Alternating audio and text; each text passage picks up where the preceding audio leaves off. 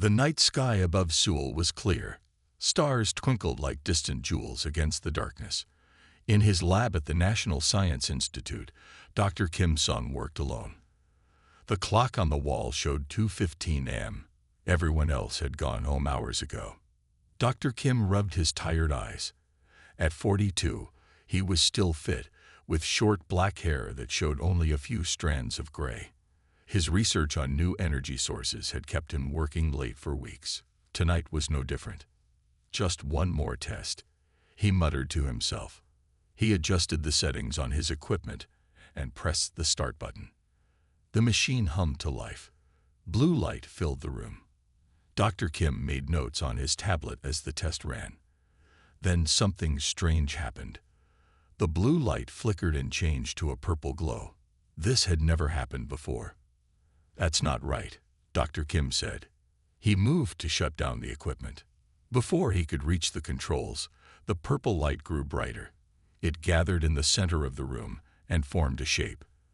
The shape became clearer until Dr. Kim could see what looked like a person standing there. But this was no person from Earth.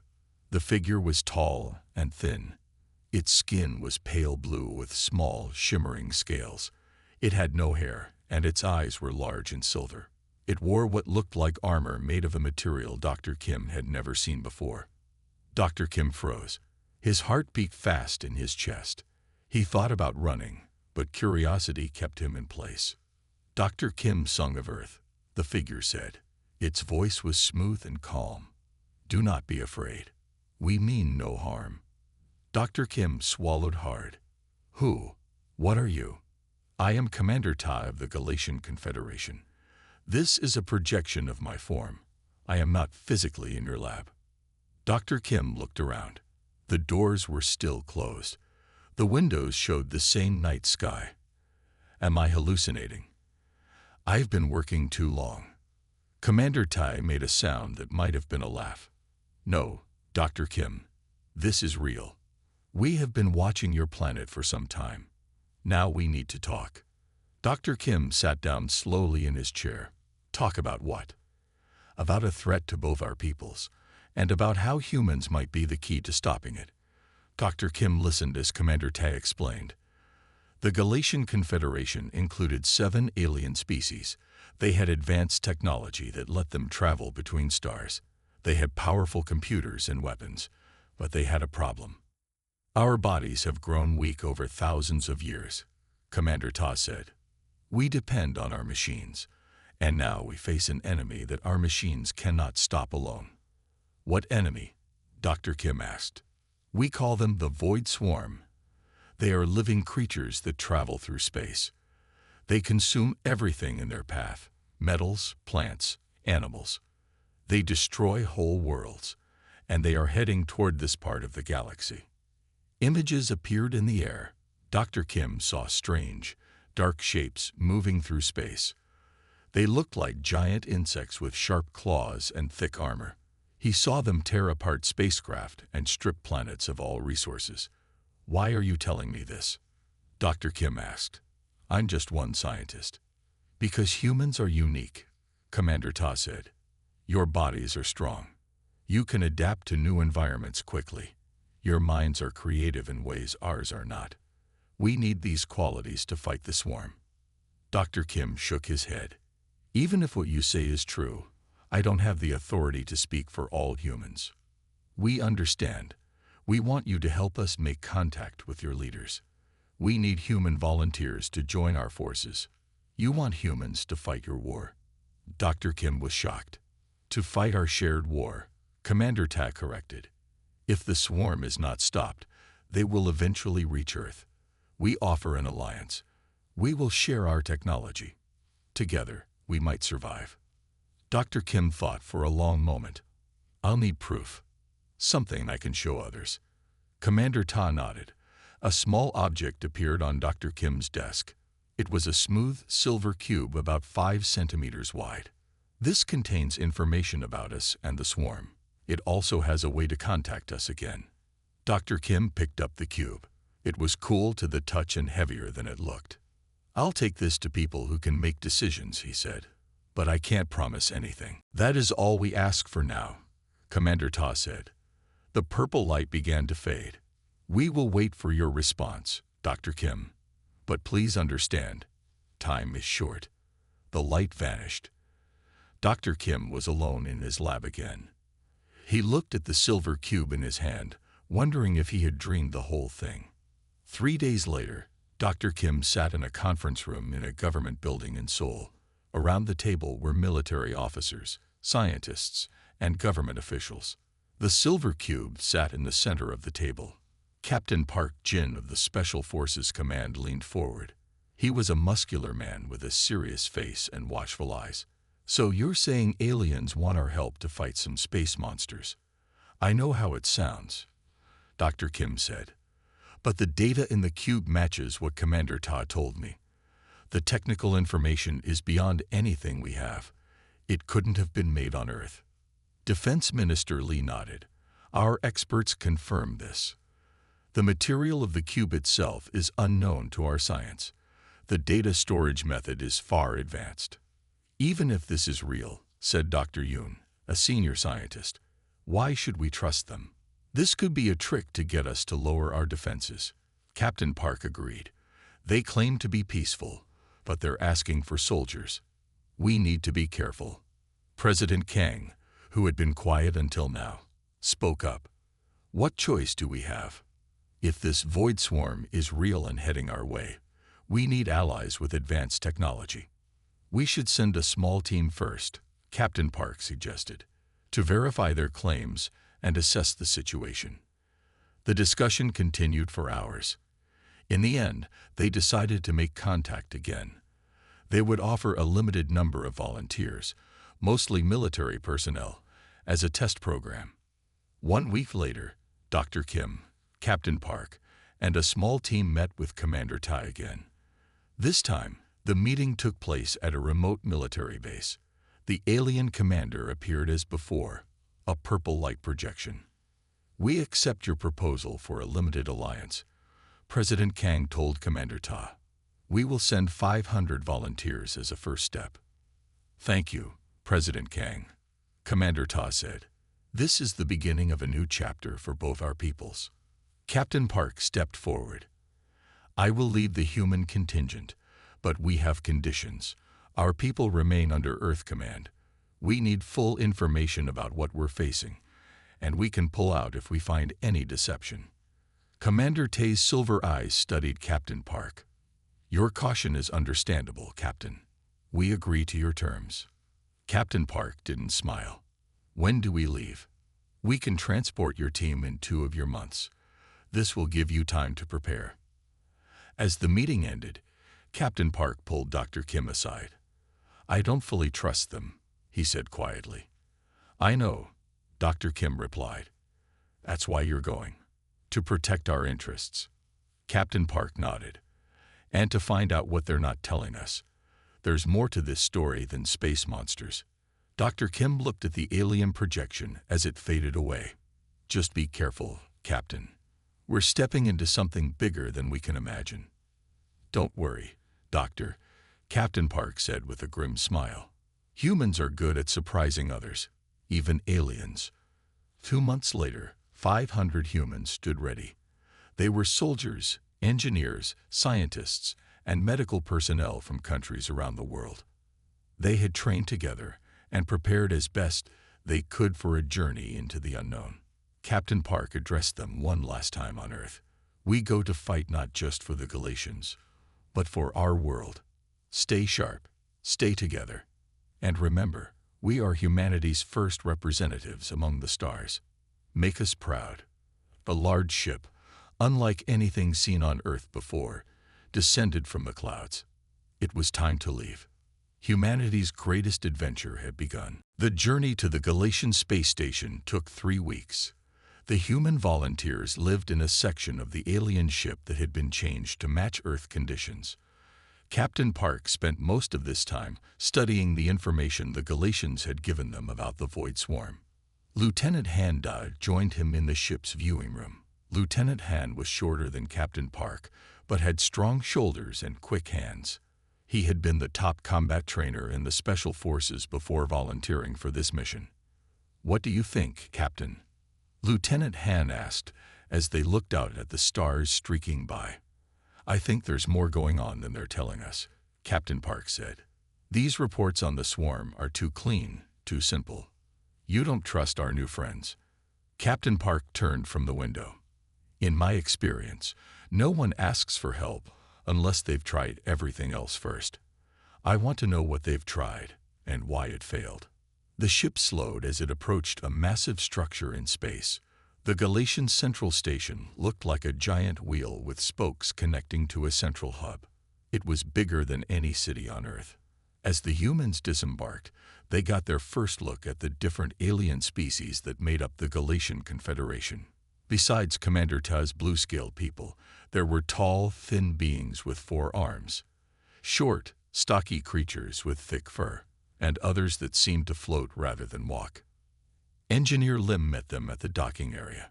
She was from the same species as Commander Ta, but smaller, with markings on her face that shimmered when she spoke. "Welcome to Central Station," she said through a translator device. "Your quarters are ready.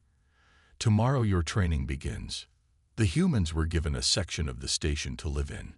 It had Earth-normal gravity and air, but everything else was alien, from the lighting that seemed to come from nowhere to the beds that adjusted to fit each person's body.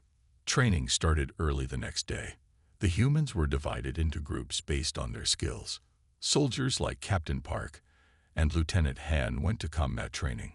Scientists and engineers learned about Galatian technology. Medical personnel studied alien biology. The combat training was unlike anything the humans had experienced. They were fitted with special suits that Engineer Lim called neural amplifiers. "These suits connect to your nervous system," she explained as she helped Captain Park put one on. "They will enhance your natural strength and speed." Captain Park felt the suit tighten around his body. "It feels like it's becoming part of me." "In a way, it is," Engineer Lim said. "The suit learns from your movements. The more you use it, the better it works." The training room had higher gravity than Earth. Most humans struggled to move at first, but within days, they were adapting. Within weeks, they were running and jumping in conditions that would have crushed them without the suits. Admiral Ryu, the overall commander of the Galatian Defense Fleet, came to watch their progress. He was from a different species than Commander Ta, taller with gray skin and eyes that could look in different directions at once. "Impressive," Admiral Ryu said as he watched Lieutenant Han complete a difficult obstacle course. "No other species has adapted so quickly to the neural amplifiers." Captain Park nodded but said nothing. He had noticed something during their training. The Galatians were amazed at how quickly humans learned to use their technology, almost as if they hadn't expected it. One evening, after a long day of training, Captain Park found Lieutenant Han working with a Galatian computer terminal. "What are you doing?" Captain Park asked. Lieutenant Han looked around to make sure they were alone. "Something interesting happened today. I was working with the neural interface systems, and I accidentally accessed some restricted files." "What kind of files?" "Historical records about the first contact between the Galatians and the swarm." Lieutenant Han's face was serious. "Captain, the story doesn't match what they told us." Captain Park sat down. "Tell me, according to these records, the Galatians discovered the swarm 100 years ago. They tried to communicate with them, but something went wrong. The records aren't clear, but it sounds like the Galatians attacked first. Why would they attack?" Lieutenant Han shook his head. "I don't know. But look at this." He showed Captain Park images of swarm movements over the past 5 years. "These aren't random attacks. There's a pattern here. The swarm is targeting specific resources, not just destroying everything." Captain Park studied the patterns. "You're right. This looks more like mining operations or collecting expeditions, which means the swarm might be intelligent, not mindless destroyers like we were told." Before they could discuss it further, an alarm sounded throughout the station. Red lights flashed in the corridors. "All personnel to battle stations," a voice announced. "This is not a drill." Repeat, "This is not a drill." Captain Park and Lieutenant Han rushed to the command center. Commander Tai and Admiral Ryu were already there, surrounded by holographic displays showing a fleet of dark ships approaching the station. "The swarm has found us," Commander Tai said when she saw Captain Park. "They've never attacked the central station before." "How long do we have?" Captain Park asked. 2 hours at most, Admiral Ryu replied. "We're deploying all available ships." Captain Park looked at the human officers who had gathered. "Time to put our training to use. Get our people to their assigned ships." Within an hour, human crews were boarding Galatian vessels alongside alien crew members. Captain Park was assigned to command the assault vessel Sunrise, with Lieutenant Han as his neural systems officer. As they prepared to depart, Engineer Lim joined them on the bridge. "I'll be your technical advisor," she said. "The Sunrise has our newest weapon systems. You'll need help operating them." Captain Park took the command chair. It adjusted to his body as he sat down. Neural connectors attached to his suit, linking him directly to the ship's systems. "All hands, prepare for departure," he ordered. The ship hummed to life around him. Lieutenant Han sat at the neural interface station. Multiple displays appeared around him, showing ship status and battle data. "Neural systems online," he reported. "Connection is stronger than in training." Engineer Lim looked surprised. "You're using advanced protocols already. Most operators take months to reach that level." The Sunrise launched along with 20 other ships. They formed a defensive line between the approaching swarm and the station. "First visual contact in 30 seconds, Lieutenant Han announced. The view screen showed the swarm ships. They were dark, irregular shapes that seemed to absorb light rather than reflect it. They moved in formation, not the chaotic pattern Captain Park had expected from mindless creatures. "Those movements are coordinated," Captain Park said quietly to Lieutenant Han. "Just like you said." Admiral Ryu's voice came over the communication system. "All ships, prepare to engage. Target the lead vessels first." As the battle began, Captain Park noticed something strange. The swarm ships were attacking in waves, testing the Galatian defenses rather than going straight for the station. "They're looking for weaknesses," he realized. "These aren't mindless attacks." The Sunrise shook as enemy fire hit their shields. Captain Park ordered evasive maneuvers, using tactics that confused the swarm's targeting systems. Lieutenant Han worked the neural systems with incredible speed. "Captain, I'm detecting communication signals between the swarm ships. Complex patterns, not just simple commands." "Can you decode them?" "Not yet, but I'm recording everything." Engineer Lim looked at Lieutenant Han's work with wide eyes. "How are you processing that much data? Even our best operators can't keep up with swarm communications." Lieutenant Han didn't look up from his station.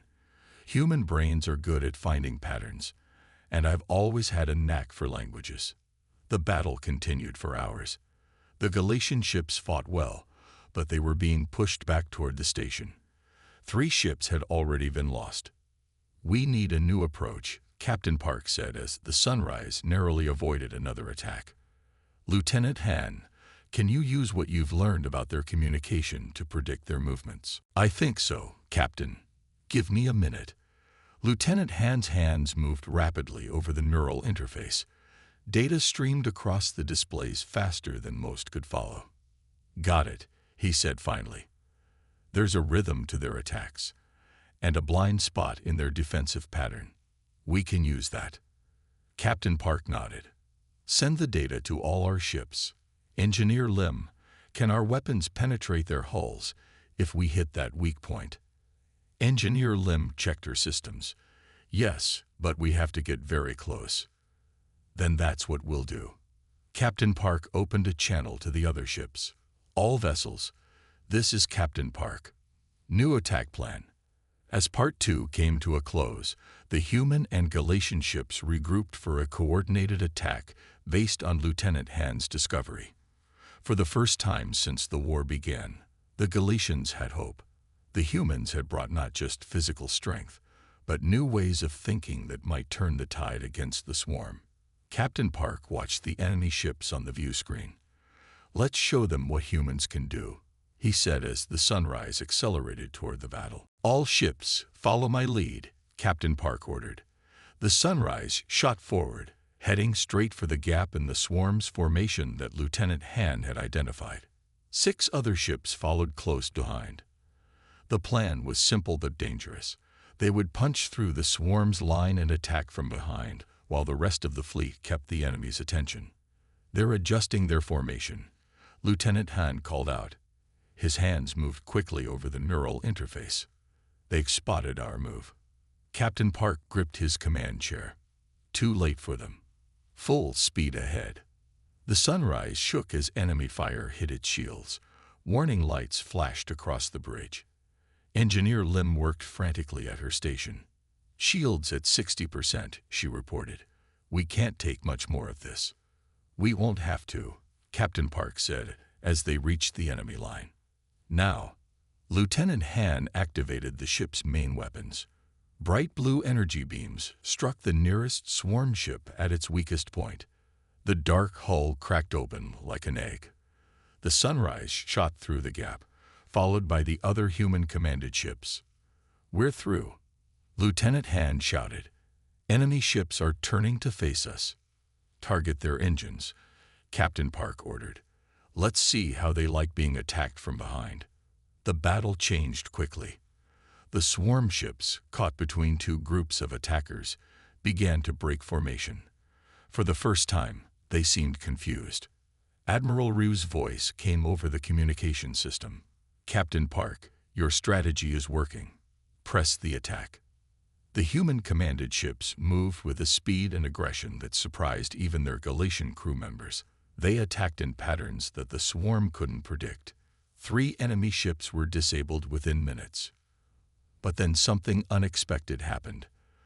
The largest swarm ship, which had stayed back from the battle, began to emit a strange signal. "Captain, they're broadcasting something," Lieutenant Han said. "It's not like their usual communications." "Can you tell what it is?" Captain Park asked. Lieutenant Han studied the data flowing across his screen. "It almost seems like a request to stop fighting." "It's a trick," Engineer Lim said. "The swarm doesn't communicate. They only destroy." Captain Park wasn't so sure. "Lieutenant Han, can you respond to their signal?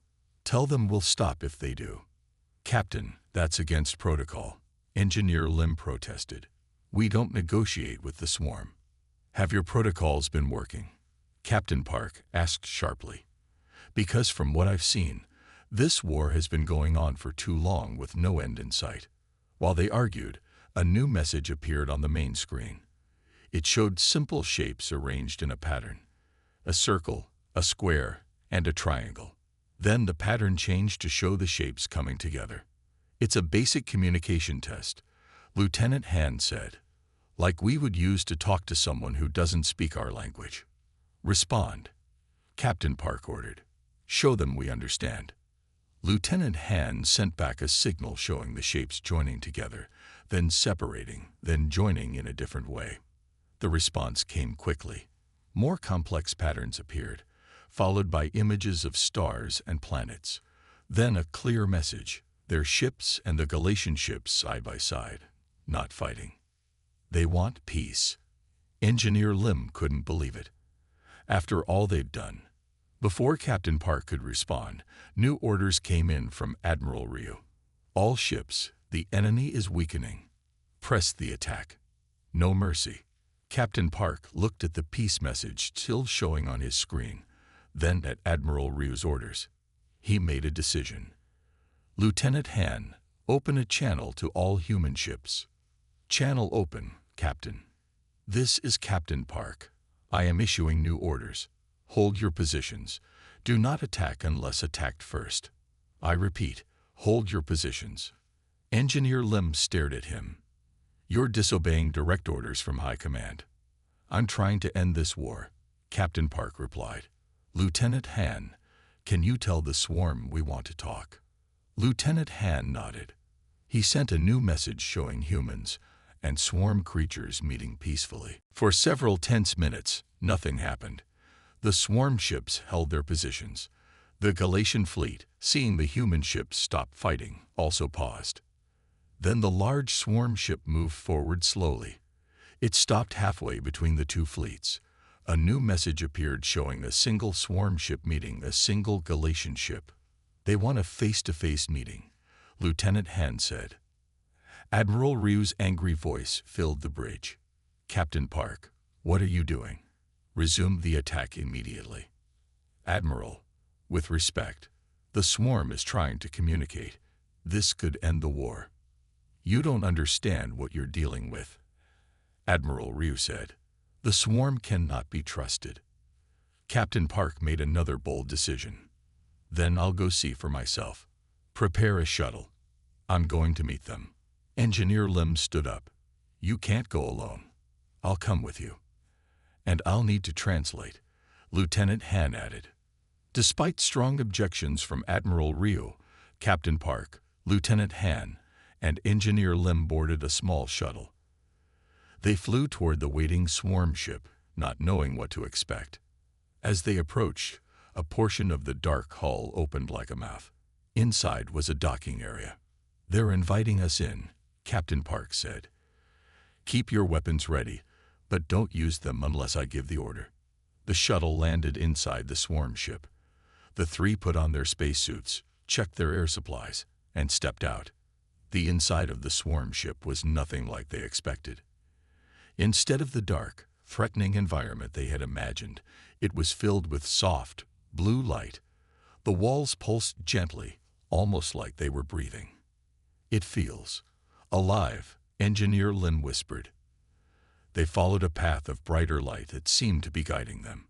It led to a large round chamber. In the center was a creature unlike any they had seen before. It was about the size of a human, but had no clear shape. Its body flowed and changed like liquid, glowing with inner light. When it moved, colors rippled across its surface. "Hello," Captain Park said simply. "We come in peace." Lieutenant Han activated a translation device he had programmed with what he had learned of the swarm's communication. The creature responded with pulses of light and color. Lieutenant Han studied his device. "It says, 'Welcome.' It has been waiting for someone who would listen." "Ask it why they attack our worlds," Engineer Lim said, her voice tight with emotion. More pulses of light and color. Lieutenant Han translated. "It says they don't attack. They study. They collect samples to understand. They did not know their actions caused harm." "That's a lie," Engineer Lim said. "They've destroyed entire colonies." The creature flowed closer. It extended a tendril of its body toward them. On the end of the tendril was what looked like a data device. "It wants to show us something," Lieutenant Han said. Captain Park nodded. "Connect to it. But be careful." Lieutenant Han linked his translator to the device.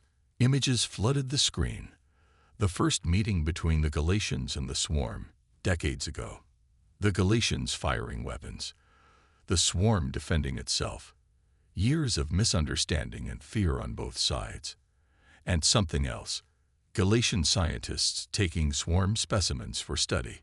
Experiments that caused pain. The swarm trying to rescue their captured kind. They weren't invading, Captain Park realized. They were responding to what they saw as attacks on their people. Engineer Lim watched the images with growing shock. "High Command never told us any of this. They said the swarm attacked without reason." The creature pulsed more colors. Lieutenant Han translated. "It says they tried many times to communicate, but the Galatians only saw threat, never opportunity. Until humans came." Captain Park looked at the creature directly. "We want to end this war. Can we work together to find peace?" The answer came clear and bright. "Yes. Peace is what we have sought all along." When they returned to their fleet, Captain Park faced angry questions from Admiral Ryu. But he also had evidence that couldn't be denied. The truth about how the war started and a chance to end it. The swarm isn't what we thought, he told the admiral. They're a collective consciousness that experiences the world differently than we do. What looked like attacks were their attempts to understand us and to free their captured people. Admiral Ryu wouldn't accept it. This changes nothing. The war continues. But Captain Park had already sent the evidence to all human ships and to Earth. The truth could not be hidden anymore. As Part 3 ended, the humans found themselves in a new role, not just warriors, but peacemakers. Their strength wasn't just in their bodies or their fighting skills. It was in their willingness to listen, to understand, and to find a better way forward. Sometimes, Captain Park told his crew, the greatest strength is knowing when not to fight. 3 months had passed since the meeting with the swarm. The large meeting room on Earth's new space station was filled with representatives from 3 different groups: humans, Galatians, and the beings now properly called the Collective. Captain Park, now promoted to Commander Park, sat at the main table. Beside him were Lieutenant Han and Engineer Lim. Across from them sat Admiral Ryu and Commander Ta. The Collective was represented by a being they called the Speaker, whose flowing body glowed with gentle colors. President Kang of Earth opened the meeting. Today marks a historic moment. For the first time, 3 different species from across the stars meet in peace. Not everyone was happy about this meeting. Some Galatian leaders had tried to stop it. They didn't want the truth about the war to become widely known. But Commander Park had made sure that couldn't happen. The evidence had been shared too widely. We are here to sign a peace treaty, President Kang continued. But first, I believe Commander Park has something to say. Commander Park stood up. He looked at the faces around the table before speaking. 3 months ago, I disobeyed orders and reached out to an enemy.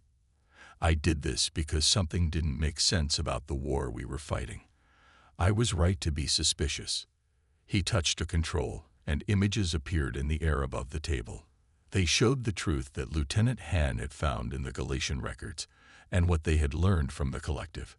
The conflict began 50 years ago, when Galatian explorers first encountered the Collective. The Galatians, not understanding what they were seeing, attacked. The Collective defended themselves. Thus began a cycle of violence that has cost many lives on both sides. Admiral Ryu shifted uncomfortably in his seat. Commander Ta looked down at her hands. The Collective is not a mindless swarm, Commander Park continued. They are a highly intelligent species that experiences reality differently than we do. They learn through a form of absorption, taking in small samples of matter to understand its nature. The speaker's body rippled with blue and green colors. Lieutenant Han, who had become skilled at understanding their language, translated. The speaker says they never intended to cause harm. Their method of learning requires taking samples, but they did not understand that some of these samples were living beings with consciousness. Commander Park nodded, and the Galatians didn't understand that the Collective was trying to communicate. Each side saw the other as a threat. Admiral Ryu finally spoke up. Some of us knew the truth, but we believed war was inevitable. The Collective's way of life seemed incompatible with ours. That's where you were wrong, Engineer Lim said. She had spent the past months working with the Collective, learning about their technology and biology. There is always a way to understand each other if we are willing to try. The peace treaty was not simple. It required compromises from all sides. The Collective agreed to ask permission before taking samples from inhabited worlds. The Galatians agreed to share the star maps they had kept secret, showing resource-rich systems where the Collective could safely gather what they needed. Humans offered to serve as mediators when disagreements arose. As the leaders of each group signed the treaty, Commander Park thought about how far they had come. When humans first joined the Galatians, they were valued only for their physical strength. Now they were valued for something more important: their ability to find common ground between vastly different forms of life. After the signing ceremony, Lieutenant Han approached Commander Park. "Commander, the speaker wishes to speak with you privately." They met in a small room adjacent to the main hall. The speaker's body glowed with gentle pulses of light as Lieutenant Han translated its message. The speaker says they have been studying humans since our first meeting. They find us fascinating. Unlike the Galatians, who evolved to rely on technology, or the collective, who evolved to share consciousness, humans balance individual thought with group cooperation. Commander Park nodded. That's true. We are stronger together, but we value individual voices and ideas. More pulses of light from the speaker.